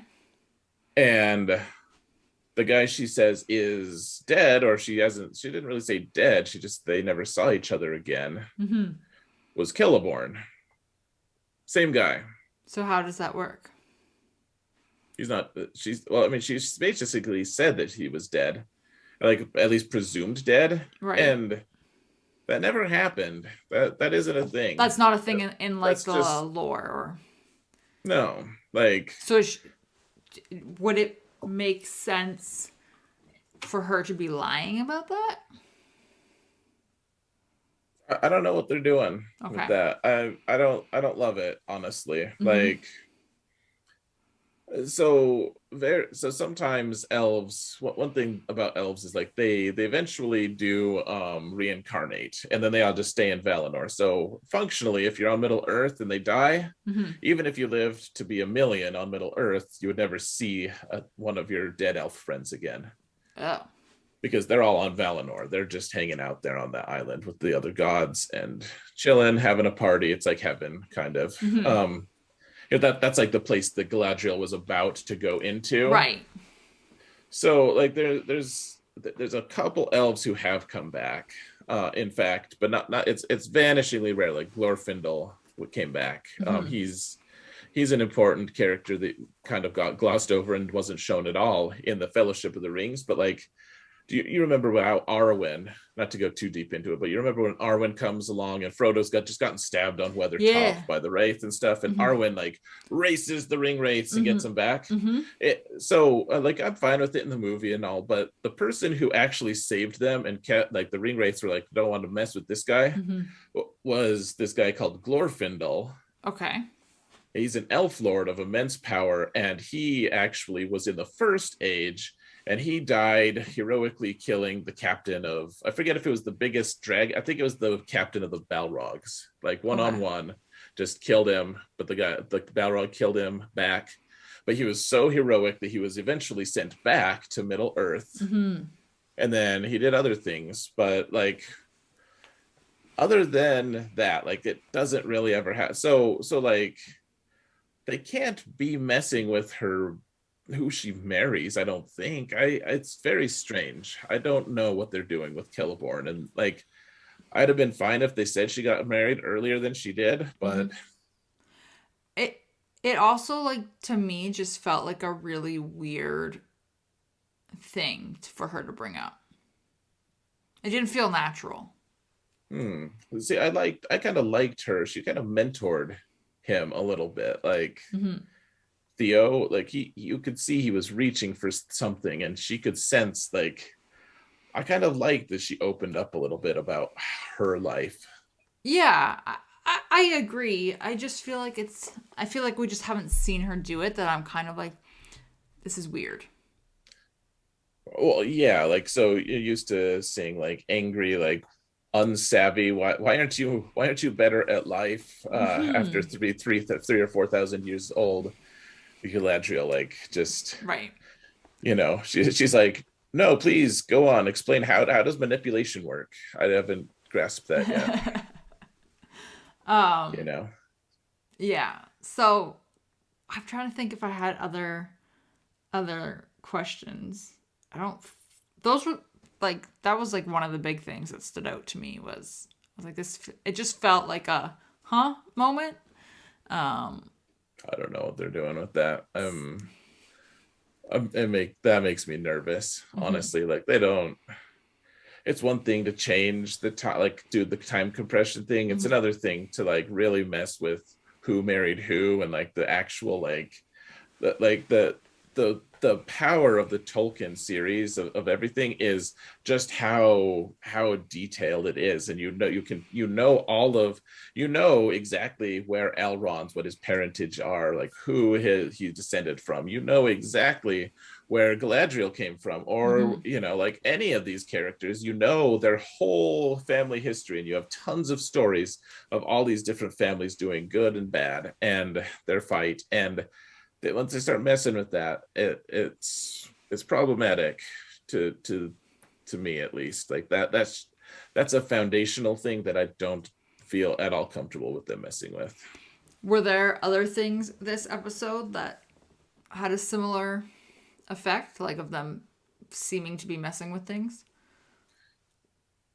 Uh I I don't know where it's going with Galadriel and Mhm. what's his name? Hellbrand. Halbrand. Yeah. Yeah. Uh, again, I think that they took another step toward convincing me that maybe he is Sauron, because Yeah. now, okay, so what happened? He's healthy, he's happy, he's wearing armor, he's good to go, and then they find him wounded, has a big chest wound. Mm-hmm. Like what? And oh man, it's so bad you have to go to the elves to be healed, but it's not so bad that you're just dead instantly. Like that seems like a calculated thing to have him go to the elves and start advising them, start pushing buttons, you know. Mm-hmm. And he's like, I will not abandon these lands. Like, I'm sure you won't, but if you're Sauron, you're gonna come back, you know. Um. Yeah. So like, the thing that I found weird, and I obviously didn't pick up on that part, but what I found weird about it was that he was injured so badly that he was laying down. They couldn't really like move him much. He looked like he was dying essentially. Mm-hmm. His gallop is off. Yeah, and then he gets out and he's walking and he gets on this horse and gallops off. And I'm like, I feel like you wouldn't be able to do that. Yeah. Like, I feel like if you had a wound there, sitting on a horse would not be comfortable. Oh no, I'm sure it wouldn't be. Yeah. I noticed that too. I guess that was that's the lesser of a lot of the like. I'm just like, please don't ruin this. Please don't ruin this, Mm-hmm. because if he is Sauron, I could maybe accept it if it's done well. Like so Mm-hmm. far, the big question is, like we have one episode left. What's going to even happen? What could Right, happen? right. Like, That's the thing. We have one episode left. yeah, and they've asked all these questions, all the questions, so many questions, and there's all these mysteries and secrets, and we don't know anything, and we haven't found more out, and we don't know anything, and we still don't know more stuff. And is it going to just end on a one big cliffhanger that we still don't know stuff? Like, I feel like the next episode needs to tell us, like, okay, he's a wizard, like the stranger is a wizard, Right. or this is Sauron, and we've got to look out, or like they need to give us something. Mm-hmm. Um. Yeah, and if we have one episode left, that's gonna be like probably another hour. Yep. I feel like there's just too much to pack in, because then you also have um So you have to answer like the Hellbrand / Sauron question. Who is the stranger? Is he a wizard? Is he good? Is he bad? Who are the people chasing him? Yeah. Yeah, that's a big question there. What's going on with the Balrog? Is the Balrog gonna go like kill the dwarves? I think that the Balrog will not appear again. No, you don't think so? They just I think showed it to be like, look what's coming. I think it's again. So he that Balrog is actually called Durin's Bane. Oh, I did not know So well, he's Durin's Bane. So we have Durin the Third and Durin the Fourth. that.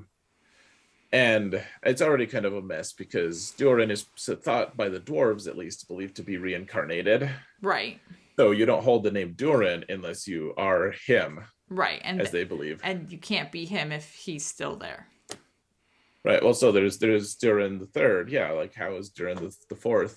Yeah. Yes. Yeah, still him. So that's already a little problematic. But so they go long distances of time without another Durin, presumably, even though dwarves kind of live for a long time. They don't live that long. They don't live thousands of years. Durin's Bane shows up in the Third Age and kills Durin the Sixth. Oh, okay. And so I think that they threw that leaf in and it traveled far, far, way down. And he was like, something elven woke me up. And then he'll go back to sleep because they closed up the caverns and they're not going to mess with Mithril. But that's the reason they woke him up in the first place, was they delved too deep. Right. They got too greedy. They delved too deep. But that's a story for later. And I think they were just like, hey, look, like, let's just give him a little cameo. Okay. That's fair. Like a little tease, make you keep watching. Maybe. I don't think we'll see him again, frankly. But I feel like I'm hopping all over the place. But also, what's your thought on the Harfoots? Because I know that you said they don't really do a lot, just in general. Like that's who they are. Like historically they're not yeah, known for anything, right? Yeah, and they don't, like, characteristically, they don't get involved in things. And I feel like they are getting involved. Sure. Also, I guess here's the big thing, though. All right, so people are taking it all very literally. Like there's a lot of things that they're like, well, the hobbits weren't known for anything, but like, how many great deeds have gone that have people done that have never been told? Right. That no one and especially like, so if the stranger is Gandalf and he's like, man, I want to keep your secrecy, maybe I'll just take credit for killing these weirdos that are chasing me and not mention the Harfoots to anyone because they want to be left alone. Like, he does it out of love for the Harfoots. I'm not saying that it is Gandalf, but if it is, and these Harfoots go in and march in and just like butcher these weird white robers, like whatever they are, if they go in and do something heroic and awesome, it could be hidden and it would still demonstrate the intent of, like, they don't want to be messed with by and large as a people. They want to be secret. Just because some of them do some heroic things, like there's also examples of other past hobbits who have gone in and like there were some hobbits that were big enough to ride a horse. There's Bull Roarer Took, who goes in, and I mean, it's almost like half jokingly made, but like in The Hobbit, I'm reading that right now with my boys, and he goes in and knocks the head of the Goblin King off, right, straight off, and his head rolls into a hole, and therefore that war was concluded and the game of golf invented at the same time.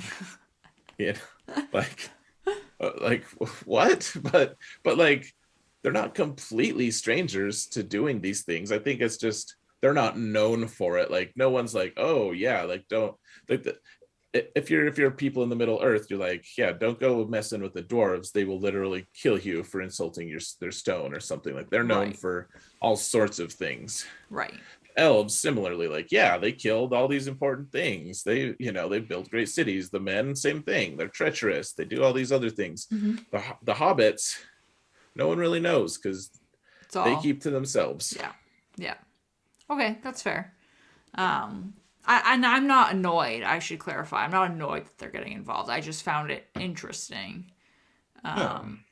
So I'm curious where it goes, basically. I thought it was very fun. Like I called it actually. I was like when he goes and they're like, "Can you heal this place, fix it?" And it seems like he's just causing destruction. But I was like, I think he healed. I think he cured at least that tree. Yeah. Well, It was like the you whole saw valley. like the little bloom happen, and you're Hmm. like, okay, I was like, "Don't go, no, don't leave." I know. Oh man. Um, yeah, it's very interesting to see their interactions. No, actually, so one thing I thought was really fun though, and a parallel that you might like is, uh, well, gosh, you haven't read. No, no, I guess you did read book 4 of Wheel of Time, so Hmm. like so.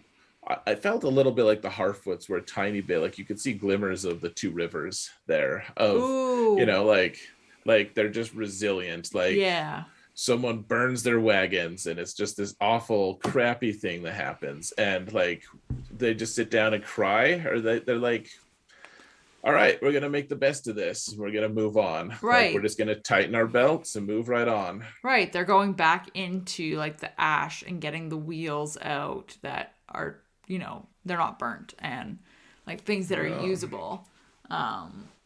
Yeah, that's a really good point. I didn't even think of that.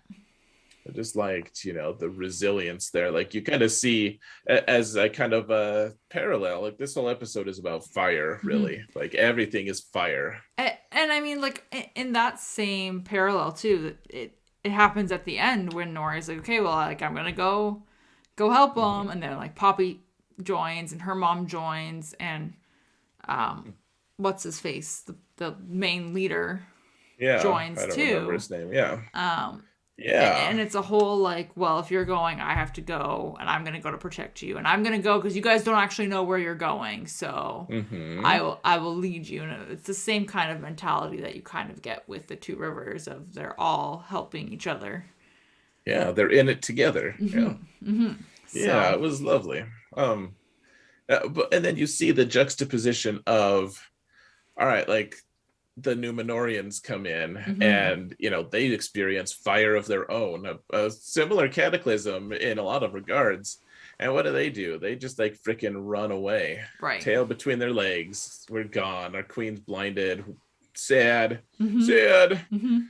Like they're just gonna leave everyone to, they're like, yeah, we'll leave a couple soldiers, but like they just kind of like slinked away. Like they're gonna go get reinforcements. Like they're, whatever. Like they have some resolve, but mostly you just see them moping about. Like, and the hobbits are like, we're just gonna make the best of this. Right.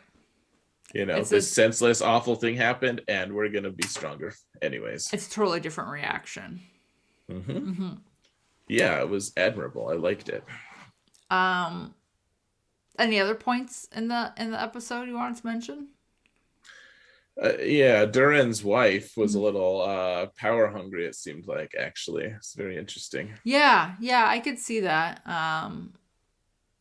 Yeah, yeah, I agree. That whole interaction with Durin and his dad and everything, it was just really sad. It was. It was It was. it's just painful to see, and yeah, I will say like I thoroughly enjoyed seeing Durin and Elrond's friendship. Like I really really Yeah. enjoy that, and it was really great to watch. And then it was just painful to see Durin with his dad. So I feel like they had a lot of the emotions was with Durin. Yeah. Because I'm trying to think of like the other, like you have the stereotypical things that they're trying to feed off your emotions on, where you don't know if Theo's mom is alive and you don't know what's happened to Isildur and like all of that. But I think the interactions that they, particularly with Elrond and Durin, was really really nice and heartwarming to see. And then it Yeah. was a drastic like 180 to his dad. Um, that made it more gut-wrenching. If every part was as good as the Elrond and Durin part, if every Mm-hmm. corner of this story was as good, as well done and well realized as that, Mm-hmm. like this would be the most popular show ever. Yeah, I Like, think they like hit it out of the park with that particular dynamic. yeah, Um, it's really well done. yeah, really like it. And you know, yeah, I really like the Elrond character. I've always liked him as a character because he is like he makes the argument to Durin the third, and I thought it was good. He's like, I'm the half elven. I'm like he was born to a human. Right. He was human, and then he chose to become an elf, but he gets a different perspective from anyone else. Right. Um, yeah, it was good. I will say the other thing you might find this funny. Or at the very beginning when they're showing like kind of the carnage and the chaos that's taking place with all this fire. To see the horse running while it was on fire was Creepy. it was creepy and it was just really sad and it bothered me. And then you saw this guy kind of like shifting around on the ground and he was clearly like burning and on fire. And I was like, I had no reaction to it. But the You're like, horse, whatever. yeah, I was like, okay, that's fine. I was That's like, so the funny. horse though, like the horse, guys. It's because animals are cute. I know. It's just the horse got me right off the bat. So I mean, this is a little bit of a tangent, maybe a lot, but there's I remember in one of my grad school classes, they're talking about like getting funding for saving things, like for saving animals and stuff. And so there was like this fish that was slowly going extinct, Mm-hmm. and it was kind of just an ugly, plain looking fish that no one really cared about. Mm-hmm. And there were a lot of fish that looked pretty similar to it. Now it was distinct biologically, but you know, like it's slowly becoming extinct because of things that humans are doing. Right. And so scientists are like, well, should we save it? What should we do? You know, and it's like, well, it's I don't know, like, is it worth saving? Probably. Like, we want to save like bald eagles, like we want to save all these things. And they couldn't find funding though, because no one cared about an ugly brownish fish. And so the solution eventually became they found something else in that same ecosystem Mm-hmm. that wasn't even like reliant on the fish, but some other animal that was way cuter. Right.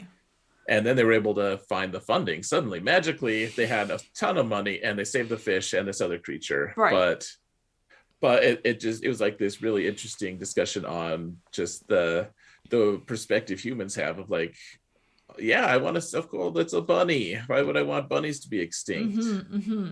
You know, and the creature that they like promoted and stuff, like they were just as, you know, like ecologically non-essential as the fish was. Right. It So was just a cuter animal. yeah, yeah, people just cared about cuteness, Yeah. and the horses fill in nicely with that. It does. It does. Um, what do you think is going to happen next week? Because next week's the last one, right? Yeah, last one. What? No, I want you to go first. What do you think is going to happen? I don't even know. I'm like, Hmm. I mean, What do you hope will happen? I feel like maybe we'll see Isildur. Sure. I think that would be good. I don't know if that would be a big chunk of it, but like a little snippet, just so that you know that he's there. Um, I mean, I think you have to confirm whether or not Hellbrand is Sauron. In the next episode, okay. I feel like I feel like we can't go into season 2 being like, where is he still? Yeah, we need something way more concrete with Sauron. Yeah, Because because right now it just feels like a bunch of people running around trying to catch his bad guys, and they're somehow super coordinated and able to, evade you and take over and have Mordor be created. yeah, And it just feels like we need to see him. Yeah, and at the same time, I feel like I would even be okay. I don't know if I would be okay with it, but even if you showed him in a way that you knew it was him, but it didn't reveal who it was, okay. I think that would be good in the sense of like providing that kind of push forward, being like, okay, the big bad is here, you know? I think we need something like that. Like yeah, we're in a situation. The show is called Rings of Power, and there's no hint of any rings or the Yeah. person who makes the rings. Yeah, that's a good point too. Yeah. I will say, like the Harry Potter books are somewhat like we don't see Voldemort for a long time. Like he's the big bad, and You see him the at the first end of book, book one. kind of, I mean, you see, he's in a body. He's the only sort of. body that he's latched onto. You sort of you see a Horcrux at the end of book two that you don't know is a Horcrux. Spoiler alert. Right. But it's just kind of for several seasons, he's just kind of like, yeah, like he kind of pokes his head in, Mm-hmm. and you know that he's behind what's going on in now Mordor. You know that you can see his hand at work, but like Voldemort, it's like, well, kind of just hinted at here and there, and then finally at some point, I feel like it was book four, the end of book four, where you finally see him Yeah. in his real form and he kills someone, and it's like, oh crap, it's real. But it takes a real long time to build to actually coalesce into an actual conflict, kind of. Well, he doesn't have a real form before the end of book four. That's what I'm saying. Like, Mm-hmm. it takes a long time for him to actually like have a corporal form and Right. actually have, like that's when the war starts, is when he finally is able to take his body. Like other than that, it's all just this cloak and dagger stuff. Mm-hmm. And I feel like that's similar to what's going on here. Yeah. I'm not saying that Harry Potter is bad for doing that. I'm just like, that's what it makes me think of is, you know, and yet we still do see his hand at work. And you're right, Mm-hmm. the end of the first book, we do see him, some parts of him. And so yeah, we should see Sauron. Damn it all. You've hinted at him forever. Don't make us think, like, don't disappoint us on this, please. Right. Exactly. So And I want something more concrete about the stranger. yes, yes, that's a good point too, because that is. Uh, I'm just tired of guessing who he is, other than being like he's obviously a wizard, And who are these white cloak dickheads? right? I don't know if we're supposed to say that, but like, who are they? Like, And they're obvious. Like I don't know. I feel like it's obvious that they're not good. they just for no reason apparently just set the Harfoot stuff on fire. Yeah. So yeah, not a fan. Would love to know who they are, and then would love for them to f off. For the whole episode, man, everything's on fire. Mm-hmm. The obvious Numenorian Southlands Mordor place. Um, the Durin, like the dwarves are always talking about how they're half, they're made of two elements, and Mm-hmm. one of them's fire. Mm-hmm. And then the Balrog at the end, and then the Harfoots get set on fire. Mm-hmm. That's a good point. Whole thing's fire. So, yeah, Yeah. So the world's on fire. maybe there'll be more fire next week. Maybe they'll choose another element. Maybe it'll be really windy. Yeah. Which just feeds the fire. Yay. Yeah. Man, okay. I can't believe we're gonna be done it next week. I know, I'm sad. Oh, but one thing, so they did start filming the next season already. Right, okay. So maybe we will know when that is coming out. Yeah, once Wheel of Time season 2 is done, then maybe they'll, If it ever starts. I don't know if it ever does. Yeah. Oh, that's sad. I think they're just waiting for Wheel of Time to be the fantasy thing on their platform, Yeah. the one and only, no distractions, nothing to look forward to, only watch this. Mm-hmm. I agree. And then we'll get Wheel of Time, maybe even within the end of the year, who knows. Who knows? Okay. Any other Thoughts? We've been talking for a while, Sarah. We should I probably know. call it good. I know. I think we're out of it. All I right. think it's Well, see you guys later. that's it. It's over. F off.